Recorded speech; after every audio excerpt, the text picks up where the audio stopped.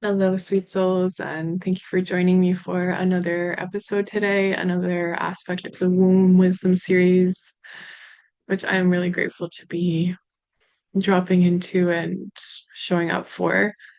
Right now, I am intending to continue to make regular videos just to support your own process, your own journey as a woman, and just channel a lot of this wisdom that I've tapped into within myself and my own healing and all of the awareness that has made itself known to me through the women's circles that I've done and the ceremonies that I've been a part of, the spiritual awakenings and healing initiations. There's been so much that my soul has journeyed through over the years, and a lot that I've studied, a lot that I have learned along the way through my own process, my own experience, as well as through courses and books. So I just really want to be of service with that in a way that is in alignment and integrity with this path. And I know there's already so much moving through the field of awareness nowadays with feminine awakening and embodiment and womb healing. And so I know that we are all remembering a sacred truth that has been hidden and censored and silenced for many years. And so, with this journey that I want to embark on by showing up more in this space with videos and podcasts, I just really want to continue to invite you into your own wisdom. And anything that I say, you can run it through your own inner channel and just like really check in with yourself and see if that feels real and true for you because you're allowed to be on your own path and your own journey as well. So just know that it's just an invitation and not in any way facts. It's all inviting you to drop in and explore this inner space for yourself. Because some things we can learn about, but we don't really know them fully until we have an embodied experience of the deeper dimensions that reside within the body and reside within the womb and in the heart. And one of the main channels that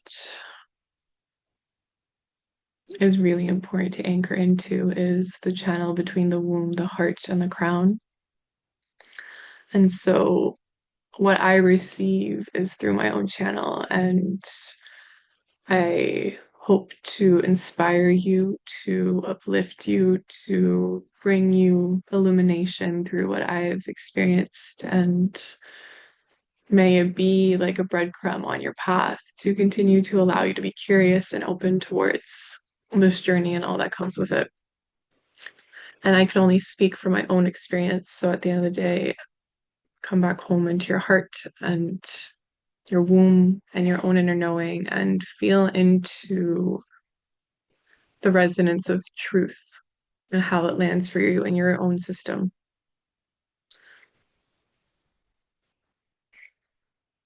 And so today, the energetic archetype that I've felt called to speak into was the wounded healer, because I feel like for us as women, we have different wounds that we carry. And I can really feel into them when I'm in collective spaces with women. I can still feel the energetics of comparison, perfectionism, the guilt and the shame, and the the fear, and that feeling of woundedness that still resides around the feminine. So this feeling of not knowing how to really be fully empowered and aligned with our own authentic truth, because there is a lot of this external noise around what it means to be a woman. And this can be based on your physical appearance, based on your energetic embodiment, whether you're soft and gentle or whether you're more fierce and embodied and you take up space. There's different facets to the feminine, and some women can be more fiery and externally expressive, and other women are more watery and fluid and silent.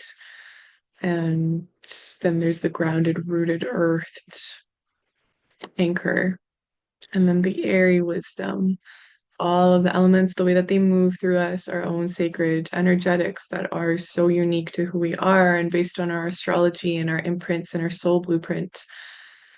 It all manifests itself so differently between us. And I think it's important to continue to hold that inner knowing for who you are as a sacred individual is extremely important to just soften into and let that naturally move through you without feeling that you have to look towards the way another woman is embodying herself and feeling like you have to be more like her or that you have to be more loud and expressive or more jewelry, more, I don't know, certain kind of clothes or certain weight, um, a certain way of carrying yourself.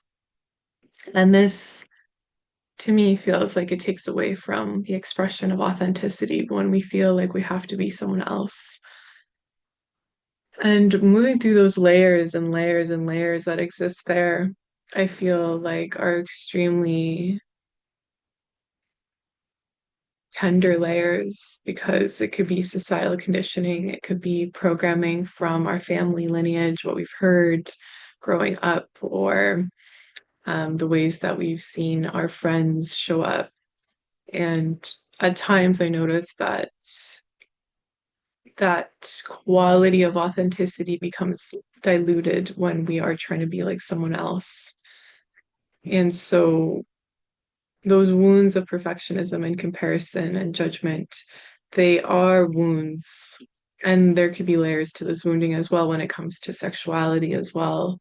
The way that you feel like you need to carry yourself with a partner, or whether it is about how you feel in your own skin, the way that you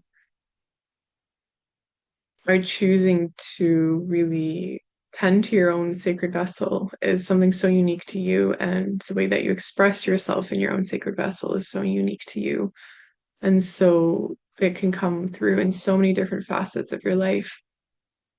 And I know that there are wounds there for me personally when it comes to feeling like I have had to change or fix myself. And with the South Node right now in Virgo and the North Node in Pisces, we are really being invited to shed some of those layers of inner criticism and judgment and perfectionism and being obsessively compulsive towards an area of our life where we feel like we have to be perfect, where we feel like we have to perform at a certain standard of expectation. And I feel like this is collectively and individually moving through us in different ways, depending on where Virgo is in your chart. So just knowing that this feeling and this intensity of feeling like you need to fix or change or perfect or perform in a certain way that's like very can be very diligent and detail orientated. So I think Virgo energy is beautiful because it's so concise and clear and practical and knows how to move through the world in a way that is going to move towards the vision and the goal. And at the same time, we can get lost in that our truest essence, our truest unique expression of the drop of that we are in the ocean looking at that Piscean energy, the etheric, mystical, sacred, beautiful wisdom that we hold is is that balancing point right now. We want to be able to feel like we are in full walking faith, full trust, full surrender, full openness, full allowance for the mystery of life to show us the way. And sometimes we, within ourselves, don't necessarily know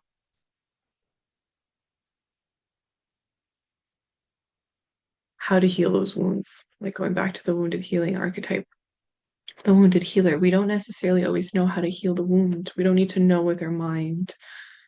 We need to further deepen into trust and spirit and faith and the mystery so that it's not something that we're continuously trying to go over and fix and change and um, really dig deeper into. Sometimes we need to let go and surrender and just allow for life to happen through us and let ourselves just fully be in our deepest, most authentic truth.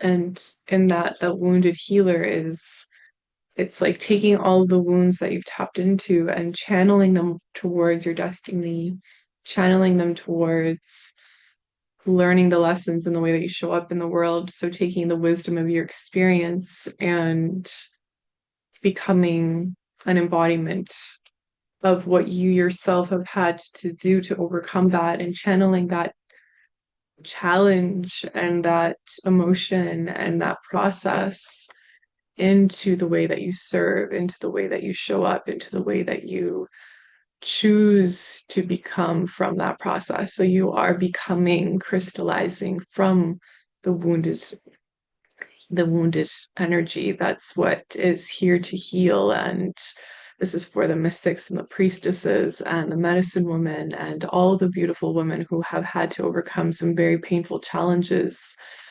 I just feel like that process of crystallizing and alchemizing your inner potential is what brings you closer and closer and closer to becoming more of yourself.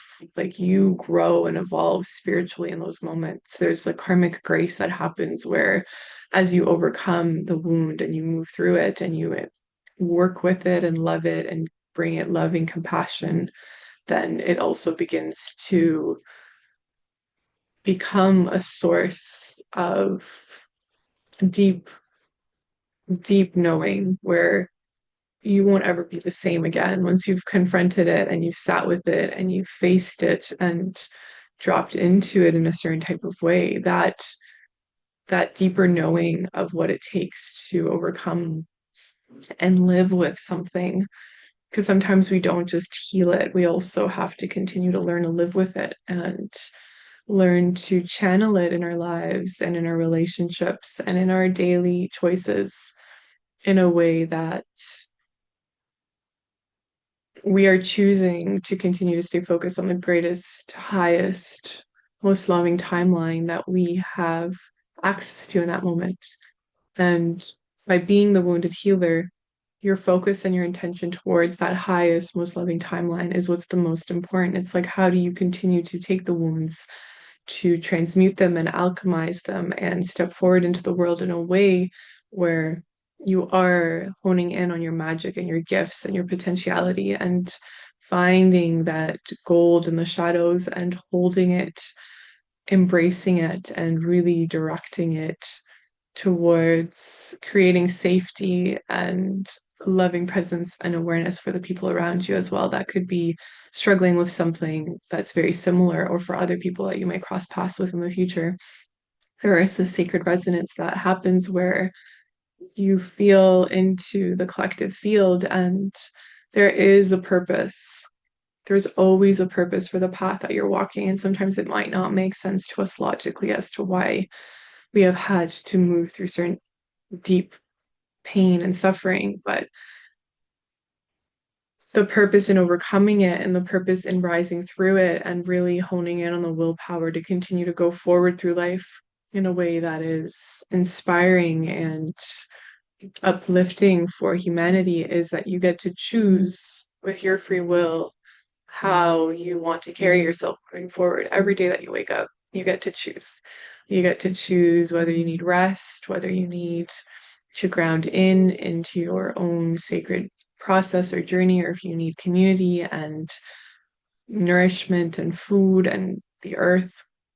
It's like really allowing yourself to continue to walk the path in a way where you are honing in on how to continue to fortify your own strength, fortify your own willpower, your own wisdom, your own medicine to the world, because what you have gone through is the medicine that now you carry for others. And in that, there is sacred responsibility and there is a purpose for what we're moving through, because we get to be the carriers of that wisdom and of that journey now for others who need that support or who need that love, who need that care, who need us to step forward out into the world and really make ourselves known and speak our story, speak our truth.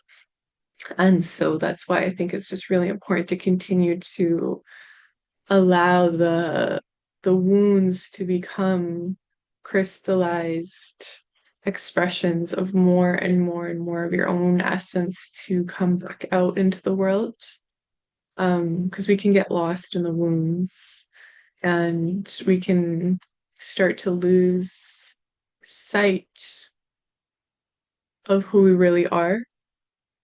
We can get clouded and go into the distortion and the illusion and the story and the narrative and the past. And that's a very deep, deep spiral that we can get lost in. And I feel like there is time and space to really go into all of that and to feel that, to experience it, to observe it, to really witness it all, bring it love, bring it presence, bring it all that you've got within yourself. But then there also comes a time where, with those wounds, it's like picking yourself back up again and rising through it and stepping back out into the world from a truer place of empowerment and a truer place of remembering who you are, remembering that you are a beautiful sacred light.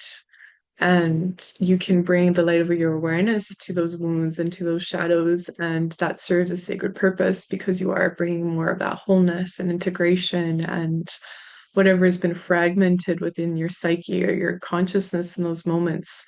You can start to bring it back home and call back your energy, call back your power back into the safety and wholeness of this now moment of time. And as you do that, the light of your awareness is creating this sacred wholeness once again and bringing you back home into who you're becoming. But there's also the light of awareness that as you do that journey and you go into that depth, you're also meant to bring it out and support other people in illuminating and shining a light on what is possible by fully embodying the wounded healer within yourself. You show other people that it's possible to shine your light and to hold the light and the dark, to hold it all, be able to walk between the seen and the unseen, the light and the dark, the good and the bad, whatever the way that the human mind loves to create this duality and this polarity. And you can really begin to move to a space where all of it's welcomed, all of it is okay, all of it is acceptable, and not holding any judgment to any of those parts of yourself that you might still be navigating or working through. And it doesn't have to look perfect. Like, you're allowed to look messy and you're allowed to have days where you're feeling down and chaotic and intense. And as you're a cyclical being as well with your whole menstrual cycle, there are moments where it will feel more intense. And that's just also something to normalize and to find acceptance and love and care for yourself in those days where it feels more heavy and dense and intense. It's like an invitation to continue to create those rituals and practices that nourish you and that you pour into your own cup so that you're not feeling that you are in any way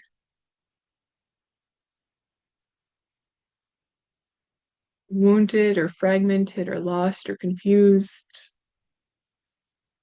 but that you are able to really see that it's still okay to be going in this sacred spiral. The feminine moves in a spiral. It's like we might revisit things, we might have already gone over them, but we might go over them again. And every time that we go over them, we're going over them with more grace and more love, and our frequency is ascending to a higher place because the deeper that we go into a certain shadow wounded aspect or element of our life or journey, then we also rise up into embodying more love and light. So it's this constant like ebb and flow of contraction and expansion. And as we do that dance of dropping in and rising up, we have more life force energy, more light, more love to offer to those shadows. So even though we might have to go over them again and again and again in different ways, it's like we are always bringing more love, more light, more grace, more acceptance, more wholeness back into ourselves as we do that dance with ourselves. And you're meeting more and more and more of your own essence. And so I think it's really to not be down on yourself, not to be hard on yourself in any way. If there are days where you're feeling like you're going back over something or that they're more challenging or that there's shadows coming through again, it's like learning to dance, learning to sing, learning to write, learning to move the sound through your whole being, just like becoming a sacred, surrendered being to that dance, allowing it to be what it is. The feminine loves to move with whatever is coming up, just fully remaining present with love and grace to whatever that is and whatever it looks like, whatever it's needing, whatever emotion, whatever thought, whatever feeling and sensation is there. It's like really grounding into your own inner wisdom, your own inner instinct to be able to hold yourself through it because you are so worthy of being held through whatever it is that you're still navigating, whatever it is that you're still struggling with or challenged by. I feel like it's completely okay to need support, to need love and care at times that are facing you with that deeper challenge, and just to not expect perfectionism of yourself, not to put criticism or judgment on yourself in those moments, because I think that when we sit in sacred circle with other women, we see that we are all in different parts of our journey, but we're also all mirrors for one another at all times. So that journey of comparison and judgment, like I was speaking about earlier, is actually not needed anymore. Like we are able to hold each other with this sacred knowing that it's completely okay to be where you are because I've been where you are. The other woman across from me is processing something that I was processing a year ago. And we all get to witness each other with love and grace and the sacred alchemy that happens when you're seeing yourself in another woman is one of the most powerful things. It is literally so healing because you remember that we are in this together. We're not in any way separate. We are in this together. We are alchemizing together. We are healing together. We're transmuting and remembering together all the time. So just don't ever forget that. Don't lose sight of that. If you need to sit in a circle or if you need support, then reach out to me. I am offering circles and one-on-one sessions. So just know that you are not alone in your process. And that sacred archetypal energy is something that can empower us. It can uplift us and support us in knowing who we truly are. So that is the medicine and the message for today. Thank you so much for being here. I'm sending you lots of love. And if you have any questions or comments, then please feel free to reach out. And I'd love to hear from you. So please like, subscribe, comment, and sending you so much love for the rest of your day.